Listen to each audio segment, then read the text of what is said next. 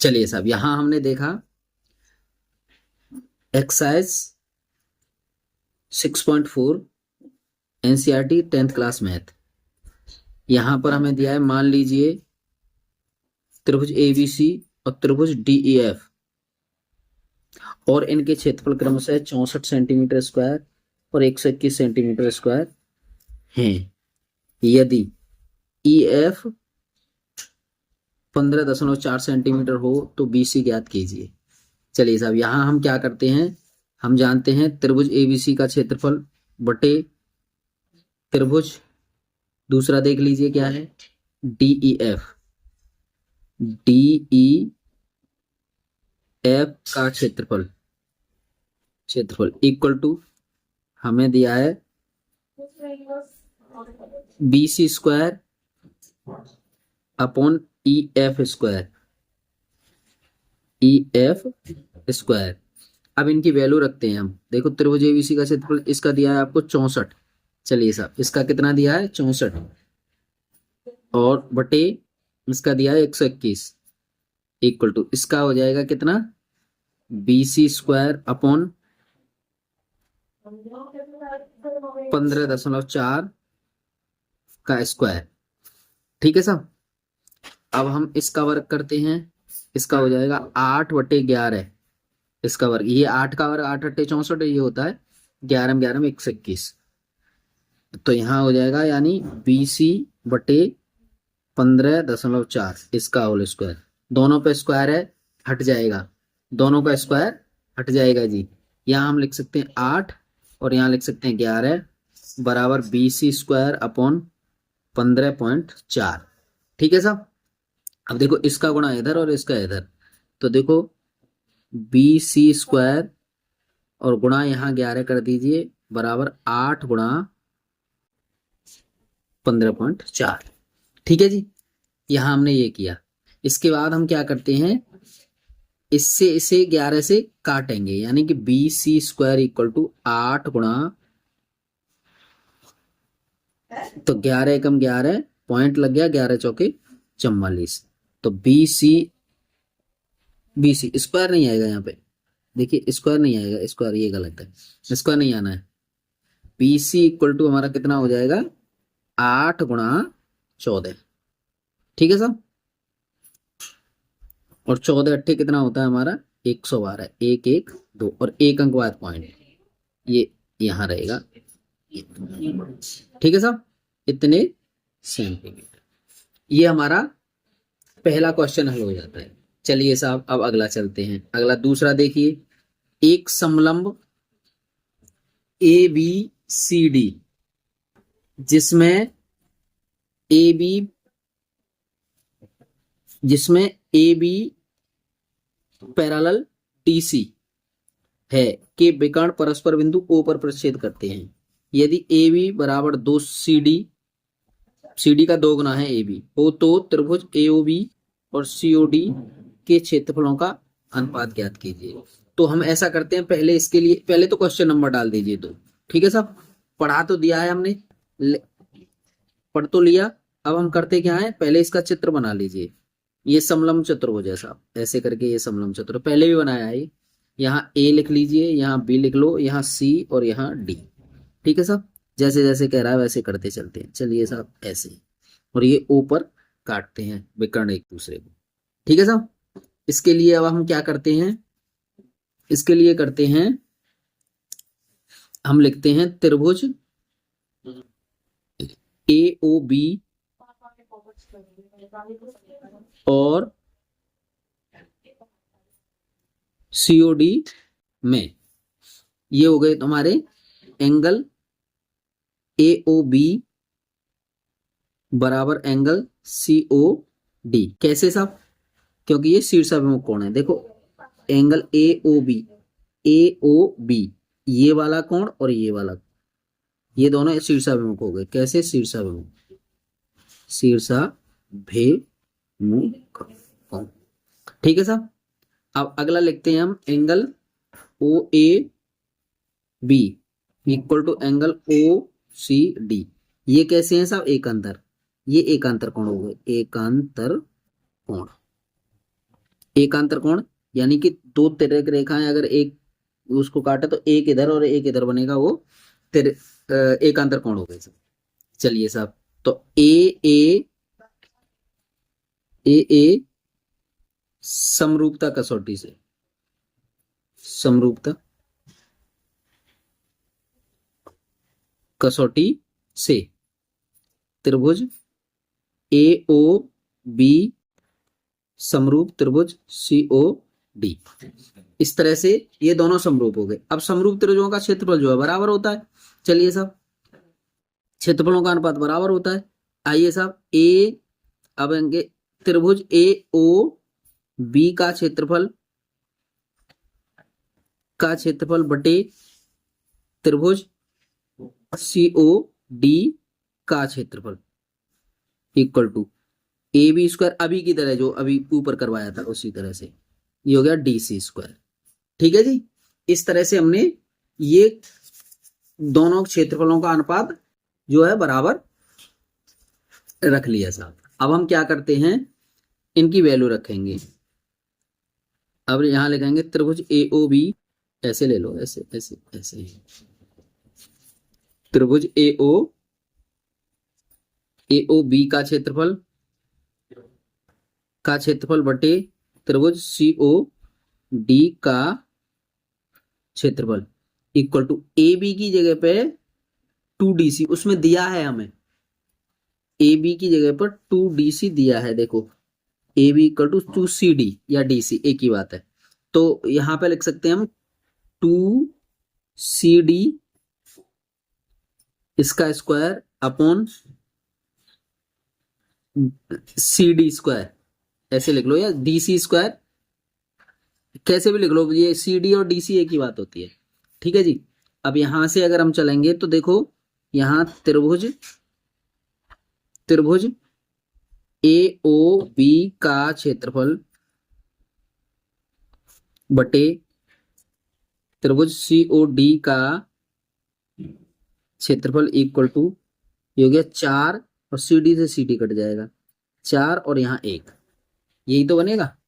अब है इनका अनुपात ज्ञात चाहिए था हमें, तो त्रिभुज ए ओ बी का क्षेत्रफल रेशियो त्रिभुज सी ओ डी का क्षेत्रफल इक्वल टू हो गया 4:1, और यही इसका आंसर हो गया साहब।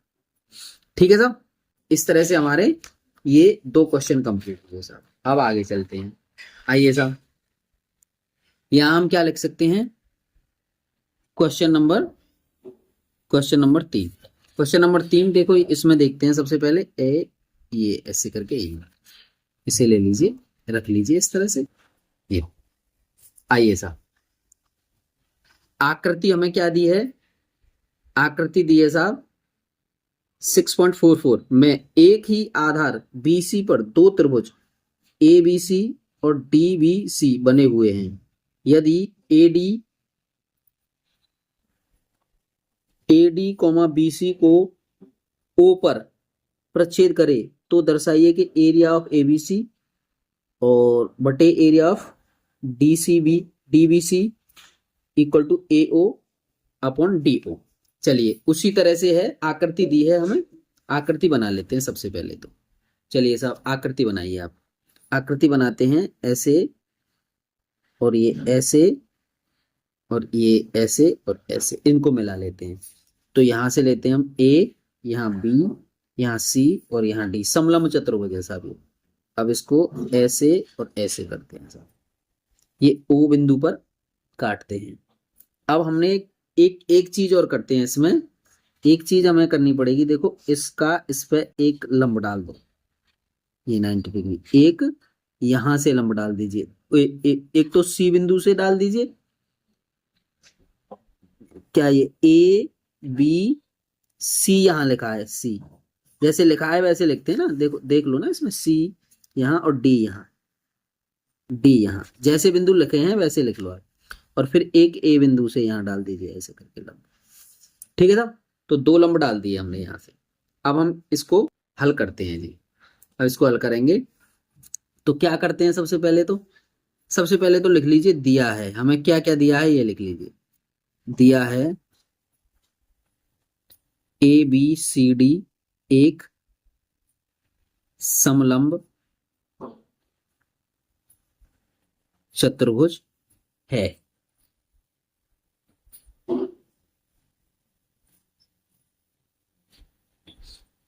जिसमें जिसमें दो त्रिभुज ए बी सी तथा डी बी सी एक ही आधार बीसी पर बने हैं। ठीक है साहब, अब हमें सिद्ध क्या करना है जी, अब वो लिख लीजिए हमें जो सिद्ध करना है, ये लिख लो, यहां लिख लेंगे हम सिद्ध करना है, सिद्ध करना है। हमें जो सिद्ध करना है उसे लिखो साहब, उसे लिखेंगे। क्या करना है जी, सिद्ध करना है हमें त्रिभुज ए बी सी का क्षेत्रफल बटे त्रिभुज डी बी सी का क्षेत्रफल इक्वल टू ए ओ बटे डी ओ, ये हमें प्रूफ करना है जी। चलिए साहब, हमने रचना करी। रचना में हमने क्या क्या किया, रचना में हमने किया ए ई, ये लंब खींचा किस पे, बीसी पर, तथा डी एफ, जैसे एफ लिख लो, जैसे ई लिख लीजिए तभी तो बनेगा।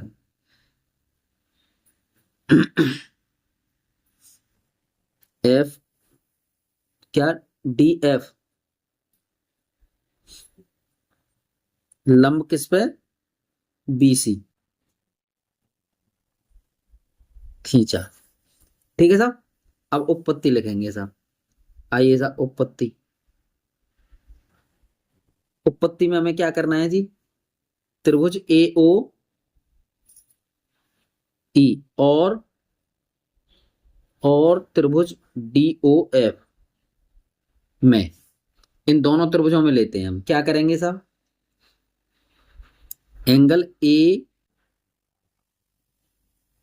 ई ओ बराबर एंगल डी एफ ओ बराबर 90 डिग्री साहब। ठीक है साहब, अभी हमने लंब खींचे हैं तो 90 होंगे दोनों। Angle A O E equal to angle D O F, यहां से देख सकते हैं आप,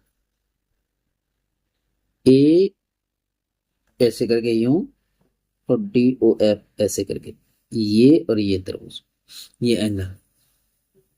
ठीक है साहब, ये दोनों बराबर हुए। आगे है ए समरूपता कसौटी से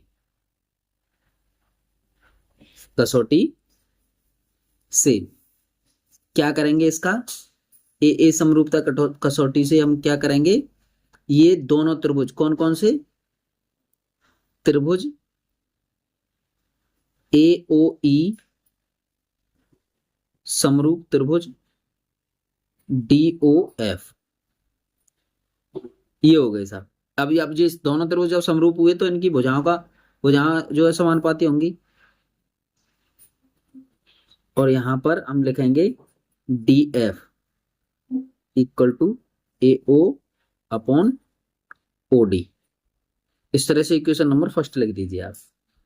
अब आगे हम लिखेंगे त्रिभुज ए बी सी का क्षेत्रफल बटे त्रिभुज डी बी सी का क्षेत्रफल बराबर 1/2 बी सी गुणा ए ई बटे 1/2 BC गुणा DF। ठीक है साहब।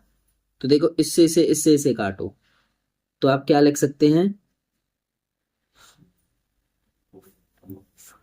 आप लिख सकते हैं यहाँ पे AE बटे DF इक्वल टू AO बटे OD, समीकरण 1 से लिख सकते हैं ना। आगे लिखिए आप, इसको हम लिख सकते हैं त्रिभुज ABC का क्षेत्रफल बटे त्रिभुज DBC का क्षेत्रफल इक्वल टू AO बटे OD। यही हमें प्रूफ करना था। इस तरह से हमारे जो है 3 क्वेश्चन हल हो जाते हैं। धन्यवाद।